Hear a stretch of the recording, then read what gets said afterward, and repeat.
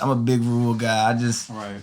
And I think that's what I say, like every time I got away from like okay, this is what I'm gonna do, I lost a lot of money. So it's like, man, Marcel, you need to just stick to what you're doing, right? And you'll be better off because you get greedy, things get good, and then you be like, damn, why I do that? Right. Every single time. So. No, they were kind of teaching me back in 2017, like, okay, ETFs is safe, right? So I would try to find... That's for old people. Yeah, right. So I would try to find that, but really I would more so look for the beta. Like, if the beta was slightly over 1, and I'm cool with that. And then, like, I would try to do an average of my portfolio to have an average of 1. So if I had something that was bullish or whatever, and then I could... That was my... That's smart. Yeah, that was my deal in the beginning. Now I'm like... But see, and that's what I see, because like when people like... I always try to keep it as simple as possible. Like, because when you overcomplicate it, because there's indicators that are always going to contradict each other. Yeah. Right? And I think that if you get to the point where you're looking at too many indicators, and I've seen people's charts that got lines all over the place. And I'm like, well, bro, how do you even read this shit? Right. Because it's like, this indicator telling me it's a buy. This one telling me it's a sell. The price is, I would buy just based off because there's nothing, like you said, time in the market is going to be time in the market, right? So when you get used to these movements, and that's why I always go back to Apple, because I know Apple stock movement's the best. And I feel like when Apple drops to certain periods, to certain points, you just know because you've seen it before that this is a good time to buy it. Yeah. And there's nothing really, no statistical, indicators that are going to tell you like, okay, this is a perfect time to buy. Right. Because even that would be wrong, a lot of the times, and people be like, well, it told me to buy it here, and then that's when you get the panicking because it falls lower than what your indicator says. Yeah. But if you just know, like, hey, this is a broken stock, not a broken company. And when I say that, the fundamentals are intact. There's nothing that came out. There's no SEC investigation. Like, there's nothing crazy. No dividend cuts. There's nothing that came out that was like, sales, they didn't miss sales, they didn't miss earnings per share, they didn't take a huge loan, credit not messed up, things like that. Like, as long as something didn't happen that's drastic, then that stock is probably going to bounce back. Right. Okay. And so that's why I feel like that's the best way to do it, because no, you're right. Especially if you playing with money that you're going to have to take out, because I gamble with money that if I lost it all, it's like I'm going to be all right. But if people, a lot of people gamble with money that they need to pay rent with, they need to pay car notes, and you can't risk losing 30%, like, because by the time next month hits, you short. Right. So and that's what a lot of the young investors do, is they put all their money in instead of just a portion. So that hurts. So, and because it's not gambling, investing is not gambling. It's investing, right? So I agree. It helps. I think crypto's gambling, but that's brother. I mean, see, crypto is. I think Bitcoin, some of those cryptos is Bitcoin. I don't think is gambling, but some of them cryptos I think is definitely gambling. XRP, man. But what is the tangible asset? That's the hard part. That's what I'm. That's I'm still trying to figure that one out, bro. I mean, all it is we're moving is to a cashless society. That's right. But you know what Bitcoin is, right? Like a blockchain is like a room full of computers. Correct. That's using a lot of. Yeah, that's using a lot of energy in a room, heating up. Sure. That's all it is. Yeah, but I think, because just like anything else, it's all about the demand for it, right? Yeah. And so, just like gold, like we only said gold was worth something because we said it, right? Yeah. But at least you can use gold. Use it. You can't if you had a brick of gold, right? And if nobody tell you that shit was worth anything, what would you do with it, right? Now you can't, of course you can use it for electricity. Yeah. It's a great conductor. You can do things with it. Yeah. But you gotta have to know how to do that, right? Yeah. You can't just keep a brick of gold in your house and be like, well, shit, this is worth something, because it's only worth something because we say it's worth something. And that's why I feel like everything's camped to a point, right? It's arbitrary, but there's a standard, right? Those things are a little different, right? Because there was actually a backing with gold back in the day. Now that's long gone, but it's only got value because people say it does, right? Just like stocks, right? But stocks are a little different because there's equity behind those. Yeah, we own and that's the company. And there's actually assets. There's equity in Bitcoin, but that's what I'm saying, you got right? Institutions investing in it. You got Tesla. You got some other companies. I agree. It's again. There's a finite amount. In a There's big 21 room. billion Bitcoin. But it's arbitrary though, right? Yeah, you're investing in a room. 10 years ago, it was pennies, right? So now, and now it's worth 50,000. So, right, I don't know what it's trading today. I ain't looking at today, right? Yeah. So it's because that's one kind that I don't. Is I don't know why. I used to own Bitcoin when. Man, bro, I used to own Bitcoin when it every was week, man. But now I'm about to do some. Yeah, every 6 to 8%. I bought it at 29. So I had it when it was. Oh man, bro, what is Bitcoin?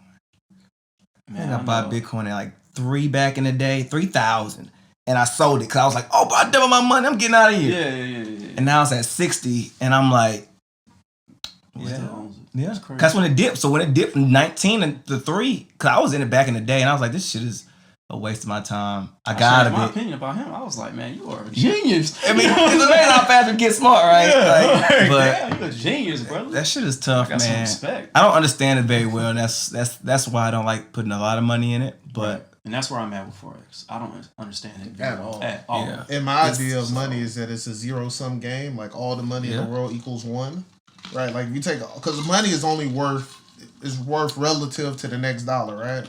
Where stocks is a little different, right? Its valuation isn't based on the next company, but all money in the world is worth, like basically you take all the money in the world that equals 1.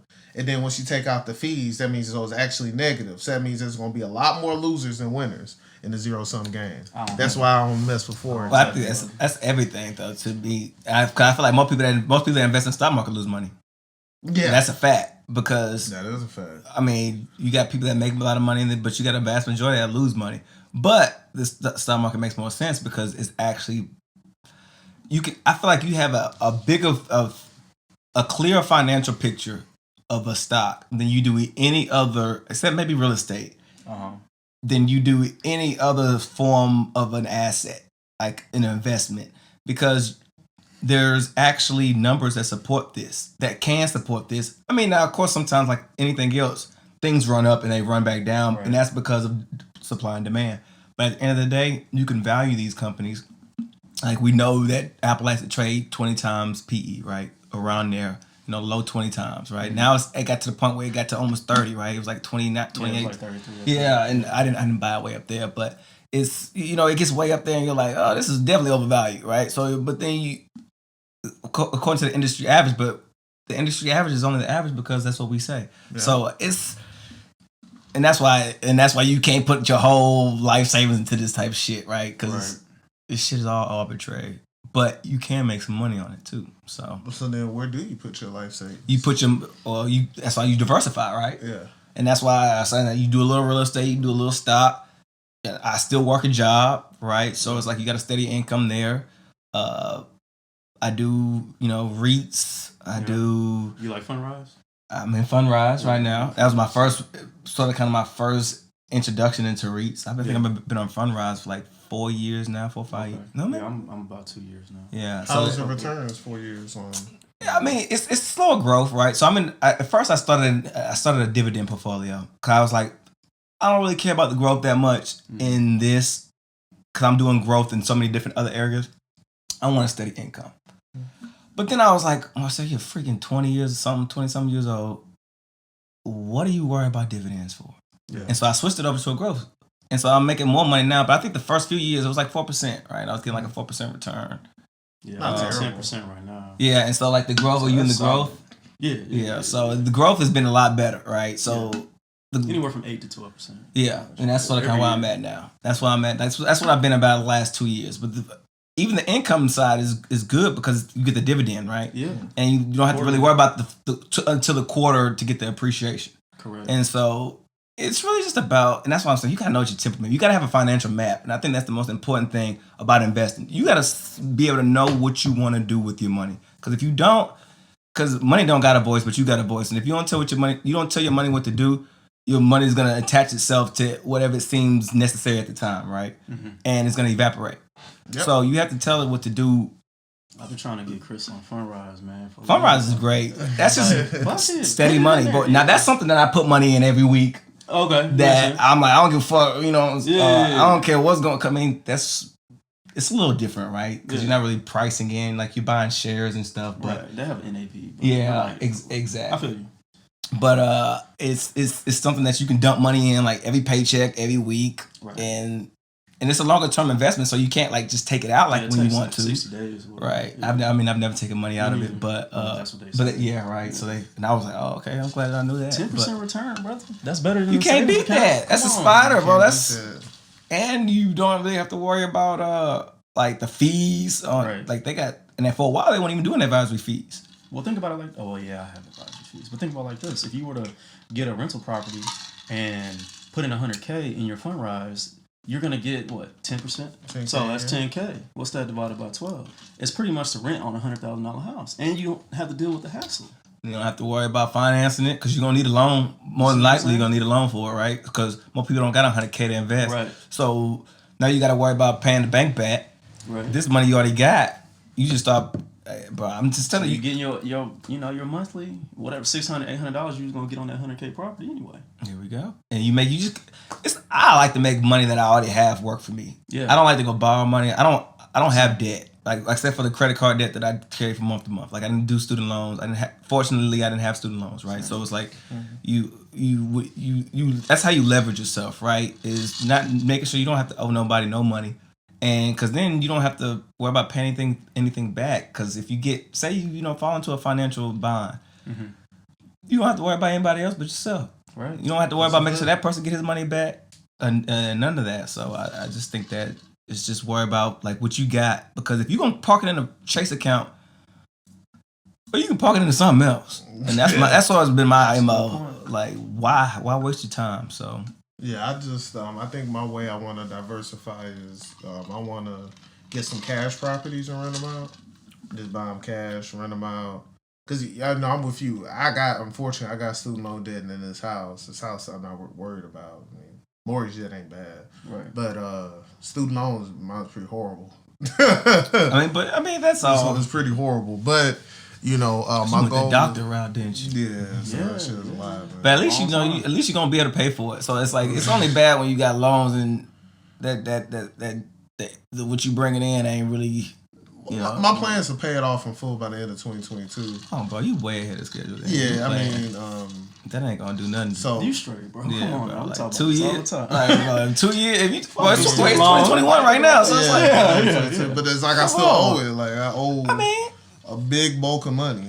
But it's just like everything else, man. I mean, it's just like buying a house, right? You're going to owe sometimes, but it's just like making sure that your investment ain't putting you in no financial bind. Because when you pay it off, because that degree that you got with it is going to make you more money than what you had to pay at college, right? So it's way more. It's just always about making sure that you are leveraged the right way. In anything, and that's why stock market is so important because you really understand what the value of a dollar is. Mm-hmm. When you know how much you can make off $10, if you like, you know what I'm saying, like a dollar is important. Like I tell people all the time, I used to have buddies that used to go to the ATM, take $3 fees and stuff like that.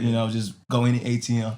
End of the year, you just spend $500. Yeah, that's crazy. On ATM, $4.99, and they add up, and you could have put that $500 in a little spider. If you don't like, doing like anything big, you could have made money on that. But so it's just like convenience on that though. But it's a mentality, I think too. Yeah. I think it's once you get the mentality right though right. That's how you prosper. My thing is like, what's the incentive besides trying to buy a home or buy a new car? What's the incentive of paying off the student loans at this point? You know what I mean? I don't want that. Well, you don't want the interest though. I mean, because the interest gonna hit you. 3%. That ain't too. Well, I mean, I don't. I'm about to say that. And then some of them are grad loans, and especially if they private loans too. Like if they private loans, so but you consolidated, huh? Yeah, it's so high. But that goes up. Like when you consolidate, your interest rate gonna go up. Yep. But it's because. I mean, they're doing you a favor, so you don't have to pay a bunch of people. So it shouldn't go up that much. But it's, in the end, I think it's more or less, but it's still high. Yeah. Some loans have high. Some loans had 7%. Some had 2%. And so in total, you probably did better. And like in total, you did better. But like it sort of kind of commingled together, right? So, but it's really up to the person, right? So if you feel like you're making more money by prolonging your loan. depending on your rate, because they're different for each loan, right? But you've even said this, right? You ain't making money every year, depending. Some years might be a down year. But you got a job too, so that's the difference. Like investments are just a piece of the, you want to have 6-7 streams of income, right? Yeah. And that's just one of them. So it's just like you working a job, you might be flipping houses soon. Yeah. You're in investments, and investments could be multiple streams of income. Yeah. So, I mean, as long as you're not like, not eating to pay these things, but if you can pay them off next year, that's cool. I mean, because I don't like debt. I just don't like it. And if it's beneficial to pay it off early, then pay it off early so you don't owe nobody. But if you're like starving or like you're going without in certain areas, then yeah, I would sort of kind of stretch it out, especially because this is the time to stretch it out. Like when interest rate, when some of your rates are on the, I guess when you consolidate it, zero right now though. Yeah. Right. Okay, so I'm not. I mean, because bro, it's because at the end of the day, if you decide to move, I mean, the loans are putting some pressure on your credit, right? So it's like, if nothing else, you can go buy another house and with a better credit score, because I mean, your credit score is gonna be way better when your debt's gone. You might get a better deal there. So it's all relative, man. I mean, it's everybody's situation. Would have been way better without the student loans, but it is what it is. Is that what I said affordability. Did you find it? I mean, did you get a pretty good rate on the house? Yeah, 3.3. Okay, but that was before. If I would have waited a little. Because you bought this, you said 19, right? 2019? Yeah, to late 2019. So I bought it before shit got really low. So, I just don't want to. But you obviously got good credit if you got a 3%. Yeah. I mean, so it's I got really good credit score. I just don't like borrowing. I have no other debt, no credit. I have nothing. All I got is student loans, house. House, I'm cool with. I can live with that. Yeah. I can't live with the student loan debt though. But I have a plan. Like I said, right now, just like in my non-super long-term stocks, I have enough to pay half my loans. Mm-hmm. But I'm just gonna keep investing that. Wipe all that out. Be done. I don't think there's a right way to do it. So, as I tell people all the time when they ask about stocks, and I'm like, look, I'll give you my way. Yeah. There's no right way because people have made money 100,000 different ways. So you go what's comfortable with you. And that's why I feel like a temperament is so important. So if you know yourself and you know, that's what I know. Then you need to pay it off. So that's gonna make you feel better. Then I think that's the way. That's your course of action. So end of December 2022, man. If nothing else, if nothing shakes, pressure. December 2022. I mean, that pressure got me moving too, right? Yeah, I mean, it got me saving more. It got me, Yeah, I feel you. I mean, because when I had no plan, maybe I would save $100 a month. Yeah. Now that I got a plan, maybe I'm saving $300. Yeah. You see what I'm saying? So it's all one big thing, right? It's like psychologically, if you get comfortable with that, you just gonna keep it. Because I was comfortable. For 4 or 5 years after college, I didn't care. I was like, I'll pay the minimum. Mm-hmm. I'm having them go to work with me. Oh, here's your $700 first. I pay you my $700, your $700 first, and I'll take the rest and do what I do. I'm not with that no more. Yeah, I mean, rock with that. I think it's you got to figure it out what you want to do. Yeah. That helps.